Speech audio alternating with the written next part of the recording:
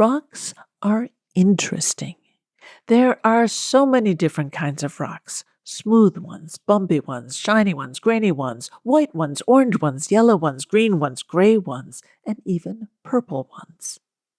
Sometimes kids think about friendship as if they were collecting rocks, just like they might think, "Ooh, look how many cool rocks I have in my collection."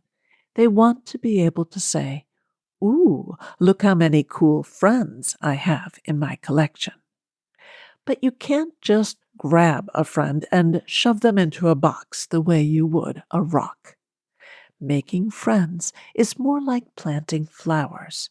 It takes time for the friendship to grow. You have to put in effort, be observant, and be patient. But the result can be beautiful. Take a listen.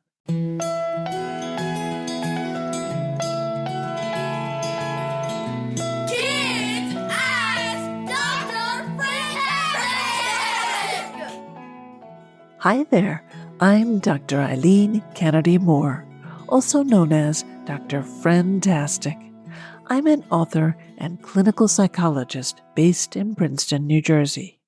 Each week on the Kids Ask Dr. Friendtastic podcast, I answer a question from a kid about making and keeping friends.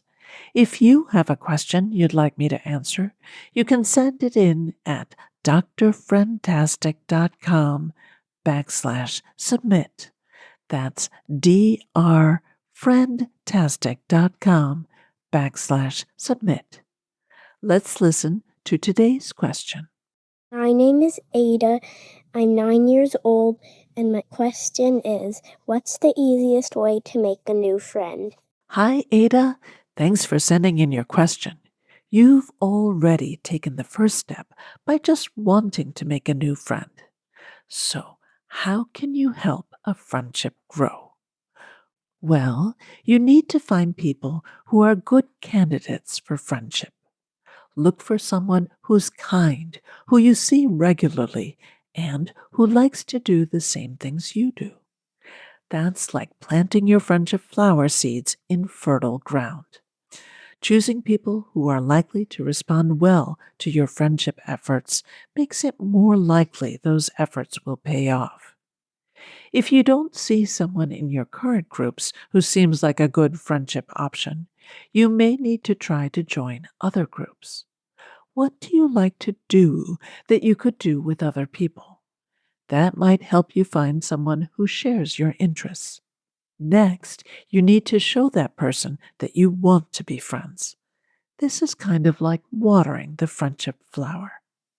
You don't have to make a big announcement to let them know you like them. Just say hi and look happy to see them. Chat with them at lunch or recess or on the bus. Ask interested questions beginning with how or what to get to know them better and find things you have in common. Do small acts of kindness, like lending them a pencil when they forgot one, or helping them pick up if they've dropped things. And most importantly, have fun with them. One of the best things you can do to signal liking is to spend time with someone outside of where you usually see them. So, if you usually see a potential friend at aftercare, maybe you could arrange with relevant adults to invite them over for a get-together at your home, or set up a plan to meet them at the park on the weekend. If you've had fun together once, you probably know them well enough to invite them. Don't try to buy anyone's friendship by giving them money or giving away your favorite things. That's not going to work. The other kid might take the thing, but they won't respect you, and it could lead you to feel resentful. If you were trying to grow a flower, you wouldn't keep watering it until it was flooded, and you definitely wouldn't stomp on the flower.